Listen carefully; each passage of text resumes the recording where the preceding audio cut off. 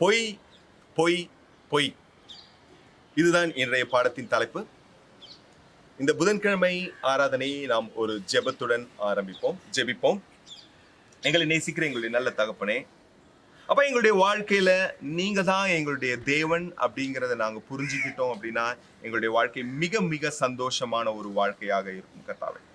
பணமோ தங்கமோ வெள்ளியோ பிளாட்டினமோ எங்களுடைய தேவனாக இருக்க முடியாது. நீர் தாமே எங்களுடைய தேவன். நாங்கள் எங்களை எங்களுடைய தேவனாக ஆக்கிக் கொள்ள முடியாது. நானே கடவுள் என்று ஆக முடியாது. நீர் தாம் எங்களுடைய தேவனாக இருக்கின்றீர். இன்று நீர் பேசும் பொழுது கர்த்தாவே, நாங்கள் எல்லா விஷயங்களிலிருந்தும் ஆண்டவரே எங்களுடைய கவனத்தை எடுத்துவிட்டு உம்மேல் கவனத்தை செலுத்துவதற்கு எங்களுக்கு நீர் உதவியை தாரும். இயேசுவின் நாமத்தில் ஜெபிக்கிறேன் நல்ல பிதாவே, ஆமென். எசேக்கியேல் புத்தகத்திலிருந்து நிறைய காரியங்களை நம்ம கத்துக்கிட்டு இருக்கிறோம். ஞாயிற்றுக்கிழமைகள் நமக்கு கிடைக்கக்கூடிய செய்திகள் அற்புதமாக இருக்கு. போன புதன்கிழமையும் நம்ம எசேக்கியேல் புத்தகத்துல இருந்து சில காரியங்களை கத்துக்கிட்டோம். இன்னைக்கு நம்ம எசேக்கியேல் 13வது அதிகாரத்திலிருந்து சில காரியங்களை கற்றுக்கொள்ள போகின்றோம். எசேக்கியேல் புத்தகத்துல நம்ம பார்க்கக்கூடிய ஒரு தீம் என்ன அப்படின்னு சொன்னா, இதனால் நான் தேவன் என்று எல்லாரும் அறிந்து கொள்வார்கள் அப்படிங்கிற ஒரு ஒரு விஷயம் ஒரு 70 தடவை வந்துகிட்டு இருக்கு. தேவன் என்ன சொல்றார் அப்படின்னு சொன்னா, அவர் தான் தேவனாக இருக்கிறார். இதை நம்ம புரிஞ்சுக்கிட்டோம் அப்படின்னு சொன்னா நம்ம வாழ்க்கை ரொம்ப சந்தோஷமான ஒரு வாழ்க்கையாக இருக்கும். 3 பொய்களை நம்ம குறித்து நாம இன்னைக்கு பார்க்க போறோம். முதல் பொய் தீர்க்கதரிசிகள். பொய் தீர்க்கதரிசி. எசேக்கியேல் 13வது அதிகாரம் 1 to 9 வரை இருக்கக்கூடிய வசனங்களை நம்ம பார்ப்போம். எசேக்கியேல் 13 1 to 9 வரைக்கும். கர்த்தருடைய வார்த்தை எனக்கு உண்டாக்கி, அவர், மனுபுத்திரனே, தீர்க்க தரிசனம் சொல்லுகிற இஸ்ரவேலின் தீர்க்கதரிசிகளுக்கு விரோதமாக நீ தீர்க்க தரிசனம் உரைத்து தங்கள் இருதயத்தில் இருக்கிறதையே எடுத்து தீர்க்க தரிசனம் சொல்லுகிறவர்களோடே நீ சொல்ல வேண்டியது என்னவென்றால், கர்த்தருடைய வார்த்தையை கேளுங்கள். கர்த்தராகிய ஆண்டவர் உரைக்கிறதாவது, தாங்கள் ஒன்றும் தரிசியாதிருந்தும் தங்களுடைய ஆவியின் ஏவுதலை பின்பற்றுகிற மதிக்கெட்ட தீர்க்கதரிசிகளுக்கு ஐயோ! இஸ்ரவேலே, உன் தீர்க்கதரிசிகள் வனாந்திரங்களில் உள்ள நரிகளுக்கு ஒப்பாயிருக்கிறார்கள். நீங்கள் கர்த்தருடைய நாளிலே யுத்தத்தில் நிலை நிற்கும் படிக்கு திறப்புகளில் ஏறினதுமில்லை, இஸ்ரவேல் வம்சத்தாருக்காக சுவரை அடைத்ததுமில்லை. கர்த்தர் தங்களை அனுப்பாதிருந்தும் கர்த்தர் உரைத்தார் என்று சொல்லி அவர்கள் அபத்தத்தையும் பொய்க்குறியையும் தரிசித்து காரியத்தை நிர்வாகம் பண்ணலாம் என்று நம்பிக்கையாயிருக்கிறார்கள். நான் உரைக்காதிருந்தும் நீங்கள் கர்த்தர் உரைத்தார் என்று சொல்லும்போது அபத்தமான தரிசனையை தரிசித்து பொய்க்குறியை சொல்லுகிறீர்கள் அல்லவா? ஆகையால் கர்த்தராகிய ஆண்டவர் உரைக்கிறது என்னவென்றால், நீங்கள் அபத்தமானதை சொல்லி பொய்யானதை தரிசிக்கிறபடியினால் இதோ நான் உங்களுக்கு விரோதமானவர் என்று கர்த்தராகிய ஆண்டவர் சொல்லுகிறார். அபத்தமானதை தரிசித்து பொய்க்குறியை சொல்லுகிற தீர்க்கதரிசிகளுக்கு என் கை விரோதமாயிருக்கும். அவர்கள் என் ஜனத்தின் சங்கத்தில் இருப்பதுமில்லை, இஸ்ரவேல் வம்சத்தாரின் அட்டவணையில் எழுதப்படுவதுமில்லை, இஸ்ரவேல் தேசத்துக்குள் பிரவேசிப்பதுமில்லை. அப்பொழுது நான் கர்த்தராகிய ஆண்டவர் என்று அறிந்து கொள்வீர்கள். இங்க பார்க்கும் பொழுது இங்க தீர்க்கதரிசிகள் அப்படின்னு சொல்லிட்டு சிலர் அவங்களுடைய சொந்த கற்பனைகளை கடவுளுடைய வார்த்தை அப்படின்னு சொல்லிட்டு இருந்தாங்க. 2வது வசனம் சொல்லுது, மனுபுத்திரனே, தீர்க்க தரிசனம் சொல்கிற இஸ்ரவேலின் தீர்க்கதரிசிகளுக்கு விரோதமாக நீ தீர்க்க தரிசனம் உரைத்து தங்கள் இருதயத்தில் இருக்கிறதையே எடுத்து தீர்க்க தரிசனம் சொல்லுகிறவர்களோட நீ சொல்ல வேண்டியது என்னவென்றால், கர்த்தருடைய வார்த்தையை கேளுங்க. அவங்க சொந்த கற்பனையை சொல்லிட்டு இருந்தாங்க. அதுக்கப்புறம் 5வது வசனம் சொல்லுது, நீங்கள் கர்த்தருடைய நாளிலே யுத்தத்தில் நிலை நிற்கும் படிக்கு திறப்புகளில் ஏறினதும் இல்லை, இஸ்ரவேல் வம்சத்தாருக்காக சுவரை அடைத்ததும் இல்லை. ஒரு தீர்க்கதரிசி செய்ய வேண்டிய வேலை என்ன அப்படின்னா, அந்த சுவரினுடைய திறப்புல அவன் நிக்கணும். அந்த காலத்துல பல நகரங்களுக்கு ஒரு மதில் சுவர், பெரிய மதில் சுவர் இருந்தது, பாதுகாப்பு சுவர் இருந்தது. எதிரிகள் படையெடுத்து வரும்பொழுது அந்த சுவர்ல ஏதாவது ஒரு இடத்துல அவங்க ஒரு இடைவெளியை ஏற்படுத்தினாங்கன்னா அதன் வழியாக உள்ள பூந்து முற்றுகையிடறதுக்கு வசதியாக இருக்கும் அப்படின்னு சொல்லிட்டு அந்த மாதிரியாக எங்கேயாவது இடிப்பாங்க. அப்படி இடிக்கும் பொழுது அந்த இடத்துல அந்த நகரத்தை சேர்ந்த ராணுவ வீரர்கள் வந்து அதை பாதுகாப்பாங்க. அவங்க அந்த கேப்ல நிப்பாங்க. அந்த இடைவெளியில எதிரிகள் உள்ளே நுழையாதபடிக்கு ஆயுதம் தரித்து போர் செய்வாங்க. ஒரு தீர்க்கதரிசி செய்ய வேண்டிய வேலை என்ன அப்படின்னா, அந்த இடைவெளியில நிக்கணும். ஏன்னா இந்த இடத்துல பார்க்கும் பொழுது தேவன் எருசலேமுக்கு எதிராக இருந்தார். எருசலேமை முற்றுகையிட்டார். ஏனென்றால் எருசலேமில் இருந்த மக்கள் தேவனை விட்டு முழுவதுமாக விலகி போயிட்டாங்க. தங்களுடைய பிள்ளைகளை விக்கிரகங்களுக்கு பலி கொடுக்க ஆரம்பித்தார்கள், விக்கிரகங்களை வணங்க ஆரம்பித்தார்கள், விபச்சாரங்களில் ஈடுபட ஆரம்பித்தார்கள், வன்முறையில் ஈடுபட்டார்கள். தேவன் அவர்களுக்கு முற்றிலும் விரோதியாக மாறினார். அங்க ஒரு தீர்க்கதரிசி தேவைப்பட்டார். அந்த தீர்க்கதரிசி அந்த இடைவெளியில நின்று தேவனிடத்துல மன்றாடுபவராக இருந்திருக்கணும். தேவனிடம், தேவனே நீங்க இவங்களை அழிக்காதீங்க, இந்த மக்கள் பாவம், தயவு செஞ்சு இவங்களை காப்பாத்துங்க அப்படின்னு ஜெபிக்கக்கூடிய, அழக்கூடிய, மக்களுக்காக அழக்கூடியவர் அந்த தீர்க்கதரிசியாக இருக்கிறார். இன்னொரு வேலையும் அந்த தீர்க்கதரிசி பண்ணணும். அது எரேமியா 23வது அதிகாரம் 18 இருந்து 28 வரைக்கும் வரக்கூடிய வசனங்கள்ல இருக்கு. எரேமியா 23வது அதிகாரம் 18 இருந்து 22 வரைக்கும். கர்த்தருடைய ஆலோசனையில் கூட நின்று அவருடைய வார்த்தையை கேட்டறிந்தவன் யார்? அவருடைய வார்த்தையை கவனித்து கேட்டவன் யார்? இதோ கர்த்தருடைய பெருங்காற்றாகிய கொடிய புசல் புறப்பட்டது, அது துன்மார்க்கருடைய தலையின் மேல் உக்கிரமாய் மோதும். கர்த்தர் தம்முடைய இருதயத்தின் நினைவுகளை நடப்பித்து நிறைவேற்றும் அளவும் அவருடைய கோபம் தணியாது. கடைசி நாட்களில் அதை நன்றாய் உணர்வீர்கள். அந்த தீர்க்கதரிசிகளை நான் அனுப்பாதிருந்தும் அவர்கள் ஓடினார்கள், அவர்களோட நான் பேசாதிருந்தும் அவர்கள் தீர்க்க தரிசனம் சொன்னார்கள். அவர்கள் என் ஆலோசனையிலே நிலைத்திருந்தார்களேயானால் ஆகில், அப்பொழுது அவர்கள் என் வார்த்தைகளை ஜனங்களுக்கு தெரிவித்து அவர்களை தங்கள் பொல்லாத வழிகளையும் தங்கள் செய்கைகளின் பொல்லாப்பையும் விட்டு திருப்புவார்கள். ஒரு தீர்க்கதரிசி செய்ய வேண்டிய வேலை என்ன அப்படின்னா, கர்த்தருடைய ஆலோசனையில நிலை நிற்கணும். தேவன் என்ன சொல்றாரு அப்படின்னு அவருடைய வார்த்தையிலிருந்து தெரிஞ்சுக்கிட்டு மக்களிடம் போய் தேவனுடைய வார்த்தையை சொல்லி அவங்கள மனம் திருப்பக்கூடியவர்களாக, அவர்களுடைய பொல்லாத வழிகளில் இருந்து அவர்களை நிறுத்தி, அவர்கள் பாவம் செய்யறதுல இருந்து அவங்களை நிறுத்தி அவங்களை சரியான வழிக்கு கொண்டு வர்றது தான் ஒரு தீர்க்கதரிசியினுடைய வேலையாக இருந்தது. ஆனால் இங்க பார்க்கும் பொழுது இந்த கள்ள தீர்க்கதரிசிகள், இந்த பொய் தீர்க்கதரிசிகள் அதை செய்யாமல் அவர்கள் தங்களுடைய சொந்த கற்பனைகளை சொல்லக்கூடியவர்களாக இருந்தார்கள். நீங்க ஆஸ்திரேலியா போவீங்க, நீங்க அமெரிக்கா போவீங்க, உங்களுக்கு நல்ல வேலை கிடைக்கும், கவர்மெண்ட் வேலை கிடைக்கும், இந்த மாதிரி சொந்தமாக தங்களுடைய சொந்த கற்பனைகளை வெளியே சொல்வது ஒரு தீர்க்கதரிசியினுடைய வேலை கிடையாது. இங்க 4வது வசனம் சொல்லுது, இஸ்ரவேலே உன் தீர்க்கதரிசிகள் வனாந்திரங்களில் உள்ள நரிகளுக்கு ஒப்பாய் இருக்கிறார்கள். இந்த மாதிரியாக பட்டணங்கள் பாழடையும் பொழுது அங்க நரிகள் என்ன பண்ணும் அப்படின்னு சொன்னா, அங்க இருந்த அழிவுகள்ல இருந்து தங்களுக்கு ஏதாவது கிடைக்குமா அப்படின்னு நரிகள் பார்க்கும். அங்க இருக்கக்கூடிய இறந்த உடல்களை சாப்பிட முடியுமா அப்படின்னு பார்க்கும். இறப்புல இருந்து ஏதாவது கிடைக்குமா, அழிவுல இருந்து ஏதாவது கிடைக்குமா அப்படிங்கிறது தான் நரிகள் பண்ணக்கூடிய வேலையா இருக்கு. இந்த பொய் தீர்க்கதரிசிகள் அப்படிப்பட்டவர்களாக இருப்பாங்க. இன்னொருத்தருடைய இழப்புல இருந்து அவங்க லாபம் சம்பாதிக்கக்கூடியவர்களாக இருப்பார்கள். மக்களை தவறான வழிகளில் இழுத்து செல்வது அவர்களுக்கு சந்தோஷமான ஒரு விஷயமாக இருக்கும். தலைவர்களுக்கு விரோதமாக, மக்களுக்கு விரோதமாக மாற்றி விடுவது அவர்களுக்கு ஒரு சந்தோஷமான ஒரு விஷயமாக இருக்கும். இன்னைக்கு நாம் தீர்க்கதரிசிகளாக இருக்கிறதுக்காக தேவன் நம்மளை அழைச்சிருக்கிறார். தேவனுடைய வார்த்தையை சொல்றதுக்கு, மக்களை மனம் திரும்பி கொண்டு வர்றதுக்கு, அந்த கேப்ல நின்று மக்களுக்காக மன்றாடுறதுக்காக. இன்னைக்கு நிறைய மக்கள் தேவனை விட்டு விலகி போயிட்டு இருக்காங்க. நிறைய பேர் ஆத்மீகமா பலவீனமா இருக்காங்க. நிறைய பேர் அவங்க சீஷர்களாக ஆகாம, உண்மையான கிறிஸ்தவர்களாக மாறாமல் நிறைய பேர் இருக்காங்க. அவங்க நரகத்துக்கு போயிட்டு இருக்கக்கூடிய நிறைய ஆத்துமாக்கள் இருக்காங்க. நாம் எப்படிப்பட்டவர்களாக இருக்க வேண்டும்? ஒரு உண்மையான தீர்க்கதரிசிகளாக இருந்தால் நாம் அந்த இடைவெளியில் நின்று ஜெபிப்பவர்களாக இருப்பது ஒரு உண்மையான சரியான ஒரு காரியமாக இருக்கின்றது. அதே மாதிரியாக நாம் பிரசங்கம் செய்து நாம் மற்றவர்களுடைய வாழ்க்கையை மாற்றுவது, அவர்கள் பாவம் செய்வதிலிருந்து அவர்களை நிறுத்துவது ஒரு உண்மையான தீர்க்கதரிசி செய்ய வேண்டிய ஒரு விஷயமாக இருக்கின்றது. முதல் பொய் நாம் பார்த்தோம், பொய் தீர்க்கதரிசி. 2வது விஷயம் பொய் சமாதானம். பொய் சமாதானம் 10வது வசனத்திலிருந்து 16வது வசனம் வரைக்கும் பார்ப்போம். எசேக்கியேல் 13வது அதிகாரம் 10 16 வரை. சமாதானம் இல்லாதிருந்தும் சமாதானம் என்று சொல்லி அவர்கள் என் ஜனத்தை மோசம் போக்குகிறார்கள். ஒருவன் மண் சுவரை வைக்கிறான், இதோ மற்றவர்கள் சாரமில்லாத சாந்தை அதற்கு பூசுகிறார்கள்.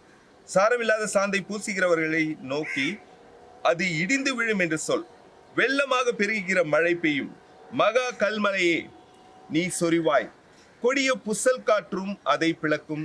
இதோ சுவர் விழும்போது நீங்கள் பூசின பூச்சி எங்கே என்று சொல்வார்கள் அல்லவா? ஆகையால் என் உக்கிரத்திலே கொடிய புசல் காற்றை எழுப்பி அடிக்க பண்ணுவேன்.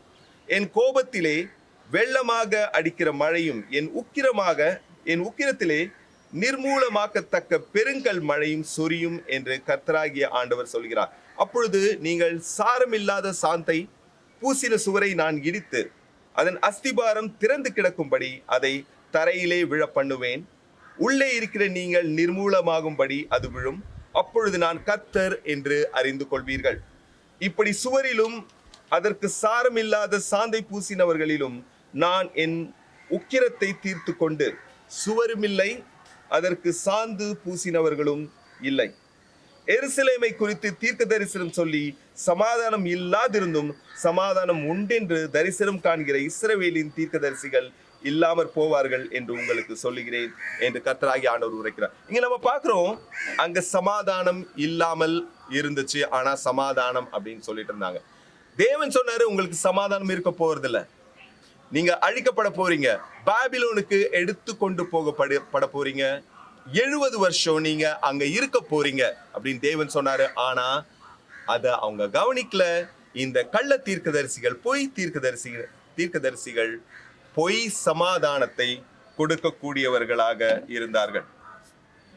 நிறைய நேரத்துல நம்ம வாழ்க்கையில நம்ம நினைப்போம், ஐயோ எனக்கு சமாதானமே இல்லையே, வாழ்க்கையில சமாதானம் இல்லை, சீஷர்கள்ட்ட இருந்து சமாதானம் கிடையாது, என்னுடைய மினிஸ்ட்ரியில சமாதானம் இல்லாமல் இருக்கு, என்னுடைய வேலையில சமாதானம் இருக்கு, ஒரே பிரச்சனையா இருக்கு, என்ன பண்றது அப்படின்னு நீங்க நினைக்கலாம். நாம் சமாதானத்தை தேடுபவர்களாக கிடையாது, சமாதானத்தை தரக்கூடிய சமாதான பிரபுவை தேடக்கூடியவர்களாக இருக்க வேண்டும். சில சமயங்கள்ல நம்ம தேடக்கூடிய சமாதானம் யோனா எதிர்பார்த்த சமாதானம் மாதிரியாக இருக்கு. தேவன் யோனா கிட்ட சொன்னாரு, நீ நினிவேக்கு போ அப்படின்னு சொன்னாரு. ஆனா நினிவேக்கு போறதுக்கு பதிலா அவர் ஆப்போசிட் டைரக்ஷன்ல போனாரு. கப்பல்ல இருந்தாரு, புயல் மழை எல்லாம் அடிக்குது, மக்கள்லாம் ஜெபிக்கிறாங்க, ஆனா அவர் நிம்மதியா தூங்கிட்டு இருந்தார். அந்த மாதிரியான சமாதானத்தை நாம் தேடுபவர்களாக இருக்கக்கூடாது.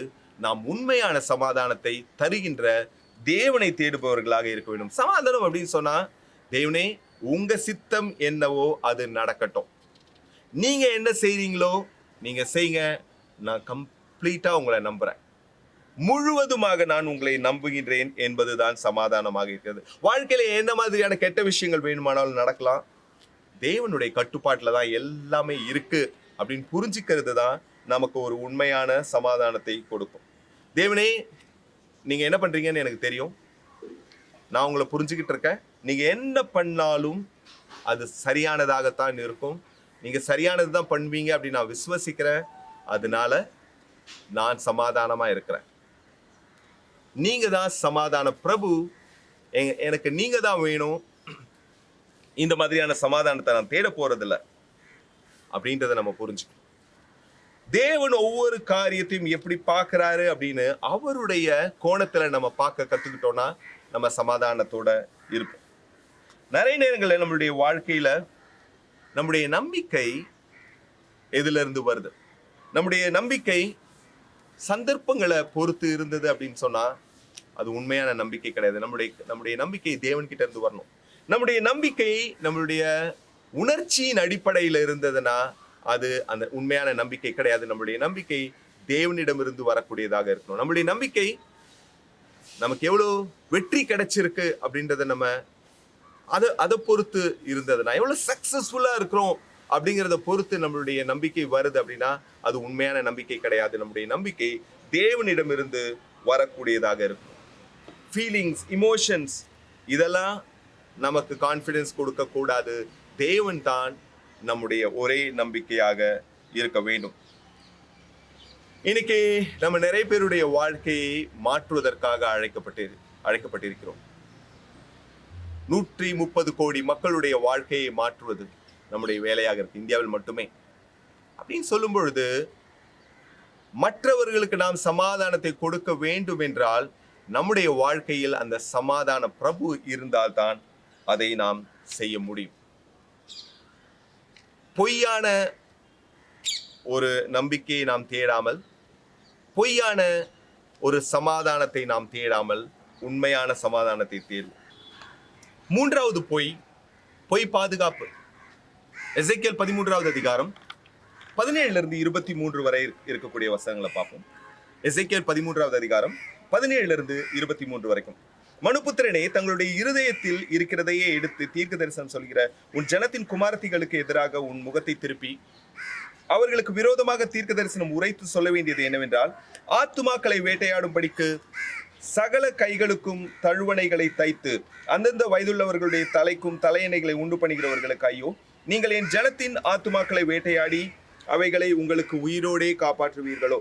சாகத்தகாத ஆத்துமாக்களை கொள்வதற்கும் உயிரோடே இருக்கத்தகாத ஆத்துமாக்களை உயிரோடே காப்பாற்றுவதற்குமாக நீங்கள் பொய்க்கு செவி கொடுக்கிற என் ஜனத்துக்கு பொய் சொல்லுகிறதினாலே சில சிரங்கை வார்கோதுமைக்காகவும் அப்பத்துண்டுகளுக்காகவும் என்னை என் ஜனத்துக்குள்ளே பரிசுத்த குலைச்சல் ஆக்குவீர்களோ என்று கர்த்தராகிய ஆண்டவர் உரைக்கிறார். ஆகையால் கர்த்தராகிய ஆண்டவர் சொல்கிறது என்னவென்றால், இதோ நீங்கள் ஆத்துமாக்களை பறக்கடிக்கும்படி வேட்டையாடுகிற உங்கள் தழுவணைகளுக்கு விரோதமாக நான் வந்து அவைகளை உங்கள் புயங்களில் இருந்து பிடுங்கி கிழித்து நீங்கள் பறக்கடிக்க வேட்டையாடுகிற ஆத்துமாக்களை நான் விடுதலை பண்ணி உங்கள் தலையணைகளை கிழித்து என் ஜனத்தை உங்கள் கைகளுக்கு நீங்களாக்கி விடுவேன். இவர்கள் இனி வேட்டையாடப்படும்படி உங்கள் கைகளில் இரார்கள். அப்பொழுது நான் கர்த்தர் என்று அறிந்து கொள்வீர்கள். நான் சஞ்சலப்படுத்தாத நீதிமானின் இருதயத்தை நீங்கள் வீணாய் முறிய பண்ணினபடியினாலும் துன்மார்க்கன் தன் பொல்லாத வழியை விட்டு திரும்பவும் நான் அவனை உயிரோடை காக்கவும் கூடாத படிக்கு நீங்கள் அவனுடைய கைகளை திடப்படுத்தினபடியினாலும் நீங்கள் இனி அபத்தமானதை தரிசிப்பதும் இல்லை, சாஸ்திரம் பார்ப்பதும் இல்லை. நான் என் ஜனத்தை உங்கள் கைகளுக்கு நீங்களாக்கி விடுவேன். அப்பொழுது நான் கர்த்தர் என்று அறிந்து கொள்வீர்கள் என்று சொல் என்றார். இங்க பார்க்கும் பொழுது இங்க பெண் தீர்க்கதரிசிகள் இருந்தாங்க, அவங்க பொய் தீர்க்கதரிசிகளாக இருந்தாங்க. அவங்க கொடுத்த அந்த கைக்கான மேஜிக் சாம் அதை மக்கள் கட்டினாங்க. அவங்க அதுல பாதுகாப்பு கிடைக்கும் அப்படின்னு நம்பினாங்க. தேவன் தான் அவர்களுடைய பாதுகாப்பு அப்படிங்கிறத உணரத்துக்கு பதிலாக அவங்க அந்த மேஜிக் சாம்ல அவங்களுக்கு பாதுகாப்பு கிடைக்கும் அப்படின்னு நம்பக்கூடியவர்களாக இருந்தாங்க. சகோதர சகோதரிகளை, இன்னைக்கு உங்களுடைய பாதுகாப்பு என்னவாக இருக்கின்றது? நீங்க எதை நோக்கி பார்ப்பீங்க? யாரை நோக்கி பார்ப்பீங்க? ஒரு பிரச்சனை அப்படின்னு வரும் பொழுது எது உங்களுடைய பாதுகாப்பாக இருக்கின்றது? சில அந்த மாதிரி பிரச்சனைகள் வரும் பொழுது ஒருவேளை உங்களுடைய புகழை நீங்க நம்பி இருந்தீங்கன்னா, இத்தனை வருஷமா இவ்வளவு நல்ல பேரை சம்பாதிச்சனே, அது என்ன நீங்க காப்பாத்தோம் அப்படின்னு நீங்க நினைச்சீங்கன்னா அது கிடையாது, அது அழிக்கப்பட்டு விடும். ஒருவேளை என்னுடைய கேரக்டர் நல்ல கேரக்டர், நான் அதை நம்பி இருக்கிறேன் அப்படின்னு நீங்க அதை பாதுகாப்பா நினைச்சீங்கன்னா உங்களுடைய கேரக்டரை மக்கள் அழித்து விடுவார்கள், அதை நாசப்படுத்தி விட்டு விடுவார்கள். ஒருவேளை பணமோ பேங்க் பேலன்ஸோ உங்களுடைய வேலையோ உங்களுடைய உறவினர்களோ உங்களுடைய பின்னணியோ அது உங்களுடைய பாதுகாப்பு என்று நீங்கள் நினைத்தீர்கள் என்றால் அது எல்லாமே போய்விடும். சீஷர்களாக நாம் இயேசு மாதிரியாக இருக்கிறதுக்காக அழைக்கப்பட்டிருக்கிறோம். நம்ம சுத்தி முத்தி மக்களுடைய சத்தத்தை கேட்கிறோம், ஆனா தேவனுடைய சத்தத்தை கேட்க தவறிடுறோம். நம்ம செய்ய வேண்டியது என்ன? மக்களுடைய சத்தங்களுக்கு நம்முடைய செவியை விலக்கி தேவனுடைய சத்தத்துக்கு செவி கொடுக்கக்கூடியவர்களாக நாம் இருக்க வேண்டும். ஏனென்றால் தேவன் தான் நம்முடைய பாதுகாப்பாக இருக்க முடியும். சில நேரங்களில் பிரச்சனைகள் வரும் பொழுது நம்ம கவலைப்படுறோம். நம்ம கவலைப்படும் பொழுது தெளிவா தெரியுது என்ன அப்படின்னா, தேவன் மேல நம்முடைய கண்ணை வைக்காம பிரச்சனைகள் மேல கண்ணை வைக்கிறோம். ஆனா அப்படி இல்லாம பிரச்சனைகளை நினைச்சு கவலைப்படுறதுக்கு பதிலா பிரச்சனைகள் இதை எப்படி வெளியில வர்றதுங்கிறத அக்கறையோட நம்ம பார்த்து அதுல இருந்து அதை எப்படி தீர்வு காண முடியும் அப்படின்னு பார்த்து வெளியில வர்றது ஒரு சரியான ஒரு விஷயமாக இருக்கும். தேவன் நல்லவராக இருக்கிறார். தேவன் மட்டுமே நமக்கு பாதுகாப்பு தர முடியும்.